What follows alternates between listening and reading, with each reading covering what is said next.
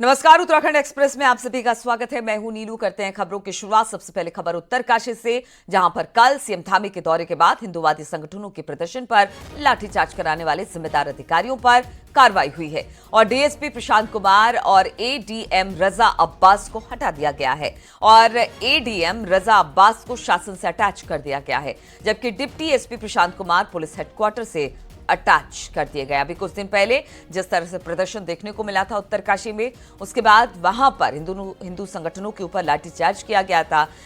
कल अगर मुख्यमंत्री पुष्कर सिंह धामी की बात की जाए तो वहां का उनका दौरा था और इसके बाद एक बड़ी कार्रवाई हुई है। हिंदूवादी संगठनों के प्रदर्शन पर लाठीचार्ज कराने वाले जिम्मेदार अधिकारियों पर कार्रवाई हुई है। डीएसपी प्रशांत कुमार और एडीएम रजा अब्बास को हटा दिया गया है और एडीएम रजा अब्बास को शासन से अटैच कर दिया गया है, जबकि डिप्टी एसपी प्रशांत कुमार को पुलिस हेडक्वार्टर से अटैच कर दिया गया है। बातचीत करने के लिए बलबीर परमार इस वक्त हमारे साथ जुड़ गए उत्तरकाशी से। बलबीर, हमने देखा था किस तरह से उत्तरकाशी में प्रदर्शन हिंदू संगठनों का हुआ था, उस दौरान भगदड़ मची, लाठीचार्ज किया गया, लेकिन जब मुख्यमंत्री पुष्कर सिंह धामी कल पहुंचे तो उसके बाद बड़ा एक्शन हुआ है।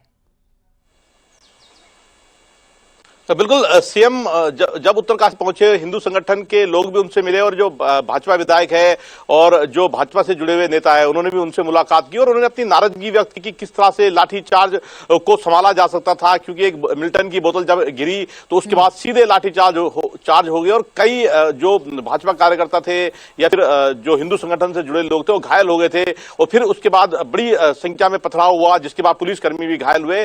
तो इस पूरे मामले को सीएम ने गंभीरता से लिया और जो जिम्मेदार अधिकारी थे डीएसपी प्रशांत कुमार, उनको जो देहरादून है मुख्यालय वहां अटैच किया गया और जो एडीएम है यहाँ पे उनको भी शासन में तत्काल प्रभाव से अटैच कर दिया गया है। तो बड़ी कार्रवाई से कह सकते हैं। जिस तरह से आक्रोश लगातार फैलता जा रहा था वो हमने देखा था कि हम भी ग्राउंड जीरो पे वहां पे थे, जो जिलाधिकारी थे, जो एसपी उत्तरकाशी थे, वो भी मौके पे पहुंचने वाले थे। अगर स्थिति संभाली जा सकती थी तो ये इतना बड़ा आंदोलन नहीं होता, और अगर इतना बड़ा आंदोलन नहीं होता तो आज की डेट में इस तरह की तनाव की स्थिति नहीं बनती, क्योंकि लगातार जनपद में तनाव की स्थिति बनी हुई है। जो विश्व हिंदू संगठन है उन्होंने 1 दिसंबर को बड़े महापंचायत की बात की है, तो कहीं ना कहीं अभी भी तनाव बरकरार है। पर जिस तरह से कार्रवाई सीएम पुष्कर सिंह धामी के आने के बाद हुई है तो कहीं ना कहीं जो हिंदू नेता है उनमें जरूर उम्मीद जगी है कि उनकी बात भी सुनी जा रही है। कोशिश की गई है और जो भी अधिकारी इसमें लिप्त पाए गए उनके खिलाफ कार्रवाई भी हुई है मुख्यमंत्री पुष्कर सिंह धामी के कल उत्तरकाशी दौरे के बाद।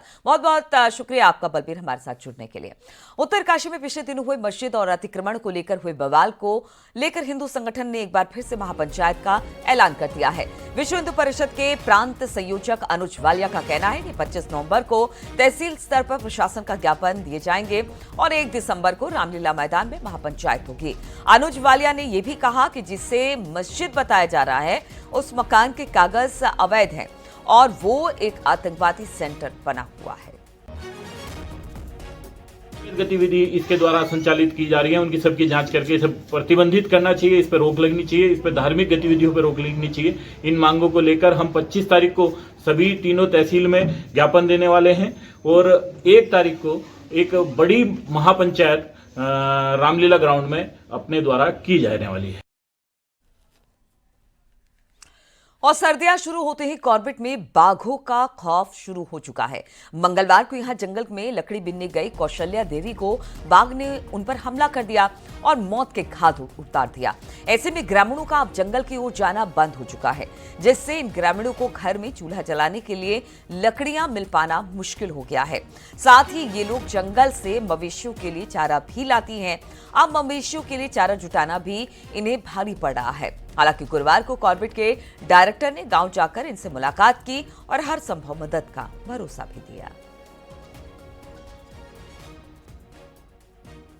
घास लकड़ी को जाते हैं, परेशानी सभी कुछ है। घास की भी है, लकड़ी की भी है, पानी की भी है। आज तो ये लकड़ी के बहाने गई है, कल को हम अपने पानी के लिए भी जाते हैं, हमें तब भी यहाँ पे डर है। हमारा जो धारा है और टंकी है वहाँ लेके ले जाते हैं, कोई सुविधा नहीं है, कोई वो नहीं है। जंगल का रास्ता ऐसा है कि इधर से भी झाड़ियाँ उधर से भी झाड़ियाँ, हर समय खतरे की। से गोविंद पाटनी इस वक्त हमारे साथ जुड़ गए हैं।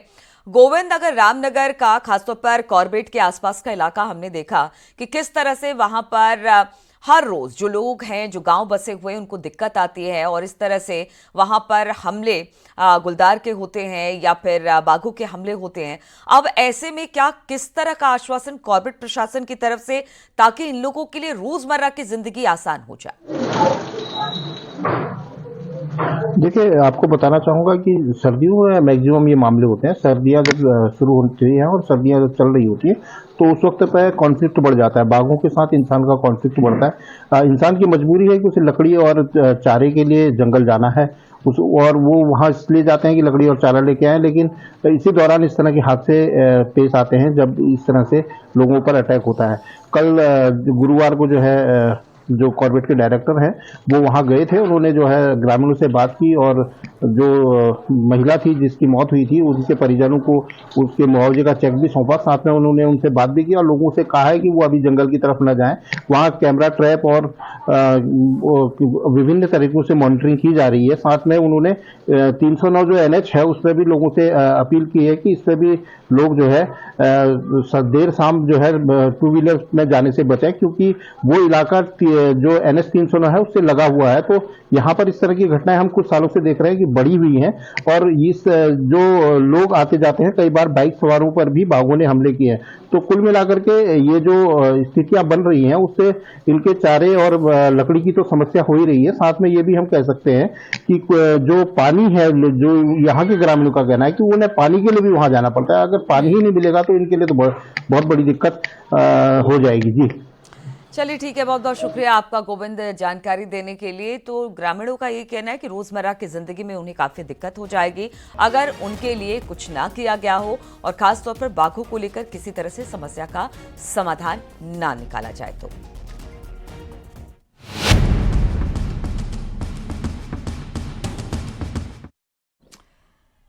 और पहाड़ में हवाई सेवा के लिए गुरुवार का दिन ऐतिहासिक रहा। राज्य सरकार हेली कनेक्टिविटी को बढ़ाए जाने पर खास जोर दे रही है और इसी कड़ी में देहरादून से उत्तरकाशी के लिए पहली हवाई सेवा जोशियाड़ा पहुंची। पहली हवाई सेवा का हेलीकॉप्टर जोशियाड़ा पहुंचने पर बड़ी तादाद में स्थानीय लोगों ने पायलट और यात्रियों का जोरदार स्वागत किया। हेली सेवा का सीएम पुष्कर सिंह धामी ने वर्चुअली उद्घाटन किया। हवाई सेवा आपदा के समय और बीमार मरीज के लिए काफी कारगर साबित होगी।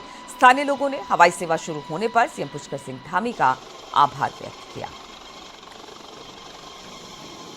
हमारे एसएसए मुख्यमंत्री माननीय धामी जी ने उसको करके दिखाया कि कैसे जो हमारे दूर दराज के क्षेत्र जो हेली सेवा से जुड़े, और उसका लाभ आज पूरे उत्तरकाशी जनपद के पूरे गंगोत्री विधानसभा को उसका लाभ मिल रहा है। आम जनमानस आज प्रफुल्लित है कि वास्तव में यहाँ से जो है आज हेली सेवा जो है शुरू हो गई। मैं माननीय मुख्यमंत्री और माननीय प्रधानमंत्री का बहुत बहुत धन्यवाद करता हूँ और बहुत ही कम समय में 20 मिनट में जो है देहरादून सजदा हेलीपैड से उत्तरकाशी जोशियाड़ा जो है लैंडिंग हुई है, और मैं बहुत बहुत धन्यवाद करता हूँ। माननीय मुख्यमंत्री जी का बहुत बहुत धन्यवाद करते हैं कि उन्होंने उत्तरकाशी में हवाई सेवा शुरू की है। इसके लिए यहाँ पर जो दुर्घटनाएं होती हैं, आपातकाल स्थिति होती है, महिलाओं के साथ कुछ दुर्घटनाएं होती हैं, तो उसमें सबसे यहाँ की आम जनता को सबसे फायदा मिलेगा। दूसरी ओर चमोली के गौचर से देहरादून की हवाई सेवा भी कल से शुरू हो गई है। मुख्यमंत्री पुष्कर सिंह धामी ने वर्चुअली सेवा का शुभारंभ किया। हेली सेवा से जिले के लोगों को फायदा मिलेगा और पर्यटन को भी बढ़ावा मिलेगा। वहीं हेली सेवा शुरू होने पर स्थानीय लोगों ने सीएम धामी का आभार जताया। मैं यशस्वी मुख्यमंत्री जी का धन्यवाद ज्ञापित करता हूं कि इस क्षेत्र के लिए आपने इतनी हवाई सेवा जो बहुत सस्ते रेट पे है वो आपने शुरू की है, दोबारा शुरू की है। जो उड़ान योजना जो ख़त्म हो गई थी उसके बाद थोड़ा सा ठहराव सा आ गया था। इस क्षेत्र में लोग एक टैक्सी के किराए में, बस के किराए में आप यहाँ से सफ़र कर पाएंगे। गौचर सहस्त्रधारा हेली सेवाओं का शुभारंभ किया है और मैं समझता हूँ ये सीमांत जनपद होने के नाते इसको बहुत लाभ मिलने जा रहा है हमारे जनपद को, क्योंकि यहाँ चार धाम के यात्री भी बहुत संख्या में आते हैं। उसके अतिरिक्त जितनी भी हमारी आपात सेवाओं में भी ये हमें काफ़ी लाभकारी सिद्ध होगा। और सालों के इंतजार के बाद आखिरकार पिथौरागढ़ से सीधे दिल्ली के लिए हवाई सेवा आज से शुरू हो गई है। एयरलाइंस में 22 42 सीटर प्लेन की मदद से ये हवाई सेवा शुरू की गई है। पहले चरण में अलायंस एयर का प्लेन हफ्ते में 3 दिन दिल्ली से पिथौरागढ़ के बीच उड़ान भरेगा। देखिए जरा ये रिपोर्ट।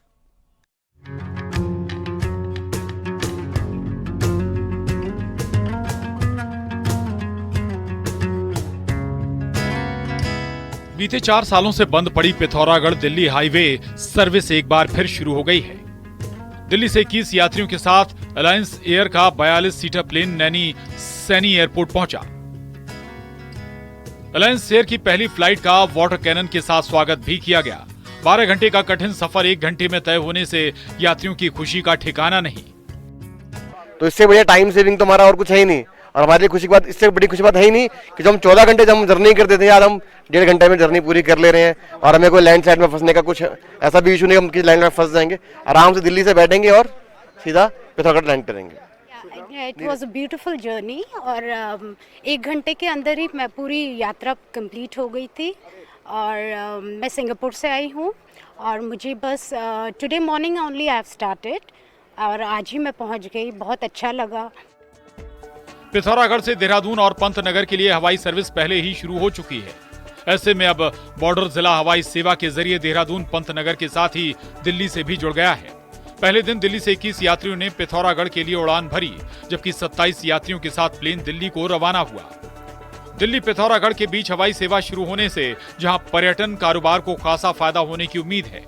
हमारी लिपू लेक दर्रे और अंतिम गांव और भारत का पहला गांव जो प्रधानमंत्री जी ने बोला है, गुंजी और कुट्टी, जो देखना चाहते थे, जो नैसर्गिक सुंदरता है मुनस्यारी की और मिलम ग्लेशियर्स की, उन सभी ऐसे स्थानों को देखने वालों की इच्छाएं इस हवाई सेवा के माध्यम से पूरी होगी। सबके सहयोग से आज हम दिल्ली से यहाँ पिथौरागढ़ सीधी हवाई सेवा शुरू कर रहे हैं और मुझे ऐसा लगता है कि आज हमारे सीमांत जिले के लिए ये अत्यंत आनंद का हर्ष विषय है कि जो फ्लाइट में निर्धारित किराया है वो आम आदमी की क्षमता से बाहर है, क्योंकि मोदी जी ने कहा था कि जो हवाई चप्पल पहनने वाले को हवाई जहाज में उड़ाएंगे तो आने वाले समय में जो 7 या 8 हज़ार का किराया है वो किसी आम आदमी के बस का तो नहीं है।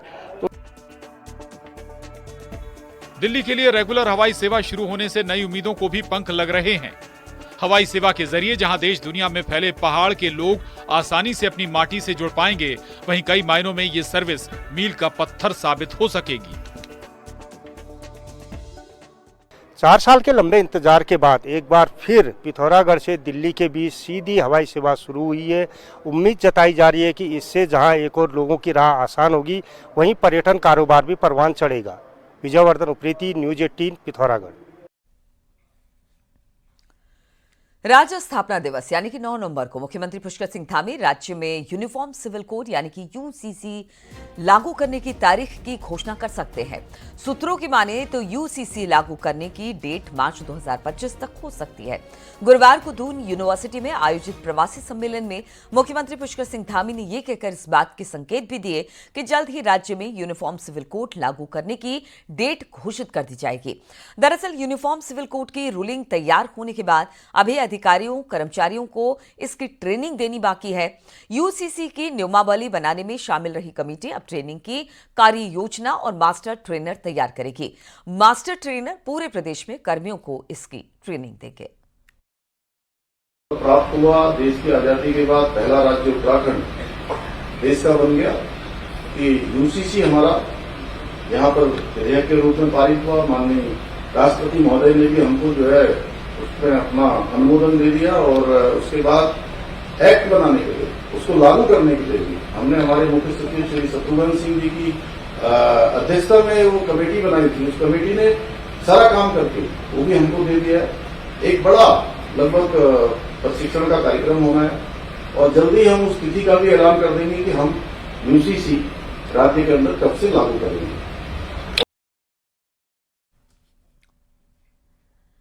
विधायकों के लिए देहरादून में विधायक हॉस्टल बनाया गया है। इस हॉस्टल में मंत्रियों को छोड़कर हर विधायक को आवास आवंटित है। इन्हीं आवासों में कुछ को गेस्ट हाउस के तौर पर प्रयोग किया जाता है, लेकिन कुछ विधायक इन गेस्ट हाउस पर भी कब्जा जमाए बैठे हैं। देखिए जरा ये रिपोर्ट।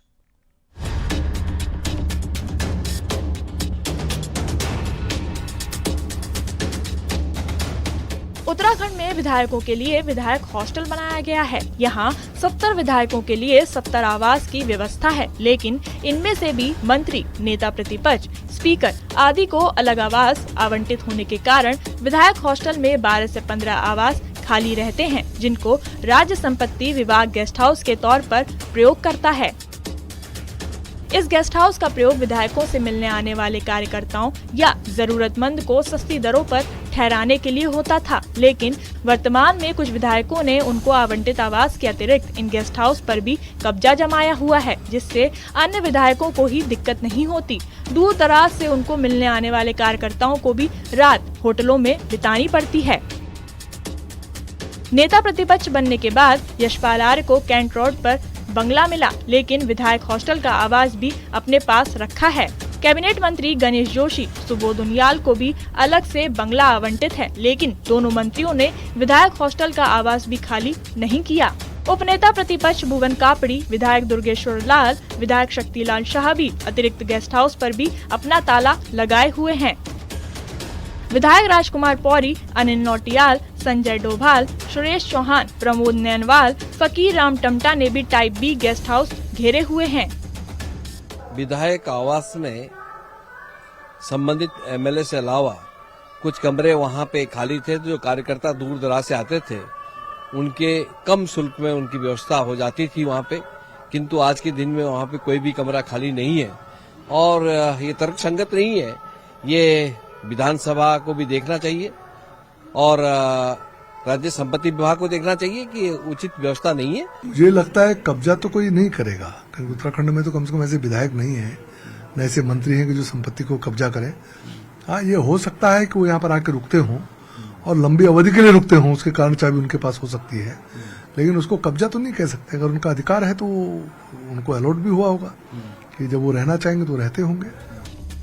बात इतनी ही नहीं है, पूर्व विधायकों को आवास आवंटन का कोई नियम नहीं है। बावजूद इसके प्रतापनगर के पूर्व विधायक गुड्डू पवार और नानकमत्ता के पूर्व विधायक प्रेम सिंह राणा भी यहां आवास पर कब्जा जमाए बैठे हैं। राज्य संपत्ति विभाग कई बार आवास खाली करने को कह चुका है, लेकिन माननीय है कि मानने सुनने को तैयार ही नहीं। न्यूज़ 18 के लिए देहरादून से सुनील नवप्रभात की रिपोर्ट। केदारनाथ उपचुनाव का प्रचार तेज हो गया है। बीजेपी गांव-गांव जाकर लोगों से मुलाकात कर रही है और बीजेपी के लिए वोट की अपील कर रही है। बीजेपी कैंडिडेट आशा नौटियाल बीजेपी सरकार के विकास के कामों को लेकर जनता में से वोट मांग रही है। वहीं रुद्रप्रयाग से बीजेपी विधायक भरत चौधरी भी जनता के बीच पहुंच रहे हैं और जीत का दावा पेश कर रहे हैं। विपक्षी पार्टी है, उनके पास इस समय कोई भी मुद्दा नहीं है जिसको वो भारतीय जनता पार्टी के खिलाफ इस्तेमाल कर सकें। ऐसी स्थिति में वो अनर्गल काल्पनिक आरोप जो है वो लगा रहे हैं, लेकिन जनता बहुत अच्छे से जानती है। पूर्व सीएम हरीश रावत ने केदारनाथ उपचुनाव को लेकर बीजेपी पर निशाना साधा। हरीश रावत ने कहा कि केदारनाथ में बीजेपी ने कोई काम नहीं किया और जनता अब जवाब उनसे मांग रही है। केदारनाथ में काम तो कुछ किया नहीं है और बहुत सारे सवाल हैं केदारनाथ क्षेत्र में, और उन सवालों का जवाब भारतीय जनता पार्टी से इस समय केदारनाथ की जनता मांग रही है।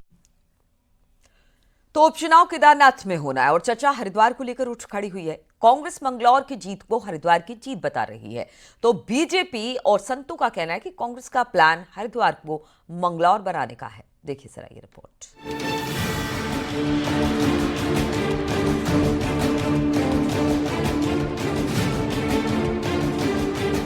उत्तराखंड में मंगलौर और बद्रीनाथ का उपचुनाव जीतने के बाद कांग्रेस को अब केदारनाथ जीतना है। केदारनाथ जीतकर कांग्रेस देश में बड़ा मैसेज देना चाहती है, लेकिन इसी बात के साथ कांग्रेस ने नई बात कही है। कांग्रेस मुस्लिम आबादी वाले मंगलौर में मिली जीत को हरिद्वार की जीत बता रही है। कांग्रेस प्रदेश अध्यक्ष करण महारा के मुताबिक हरिद्वार बद्रीनाथ के बाद अब केदारनाथ में भी जीत मिलेगी। और क्यों हरिद्वार कहिए ना उसको, हरिद्वार, बद्रीनाथ और अब केदारनाथ, तीनों को हम जीतने जा रहे हैं, इसको भी हम जीतेंगे। मंगलौर में ज्यादातर मुस्लिम आबादी है। यही वजह है कि बीएसपी और कांग्रेस की तरफ से हमेशा यहां से मुस्लिम नेता चुनाव जीते, जबकि हरिद्वार हिंदुओं का तीर्थ होने के साथ यहां लगातार बीजेपी का कब्जा है।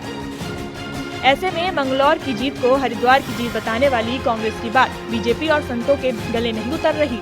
दोनों के मुताबिक कांग्रेस ऐसी बातें करके अपनी सोच बता रही है। देखिए, कांग्रेस तो वैसे भी मुस्लिम तुष्टीकरण की राजनीति करती है, और अगर वो हरिद्वार का पर्याय मंगलौर को मान रहे हैं तो समझ लो कि वो भविष्य में हरिद्वार को क्या बनाना चाहते हैं। तो निश्चित रूप से उनकी मंशा स्पष्ट है कि वो मुस्लिम तुष्टीकरण की राजनीति कर रहे हैं, और इसी टारगेट को लेकर वो आगे राजनीति। तो उनका अपना विचार है, कांग्रेस अध्यक्ष की दृष्टिकोण से सोचते हैं, लेकिन हरिद्वार क्योंकि ये हिंदुत्व बाहुल्य क्षेत्र है, और जिस प्रकार से मंगलौर इतनी भारी वोटिंग हुआ, प्रथम बार ऐसा हुआ कि जीत के नज़दीक भाजपा गई है। कांग्रेस अयोध्या, बद्रीनाथ के बाद केदारनाथ में भी जीत का सपना सजा रही है, लेकिन इसी बीच मुस्लिम बहुल मंगलौर की जीत को हरिद्वार की जीत बताने वाली बात पर सियासत शुरू हो गई है। इसमें बीजेपी और संतों को कांग्रेस की हिंदू मुस्लिम की सियासत दिख रही है।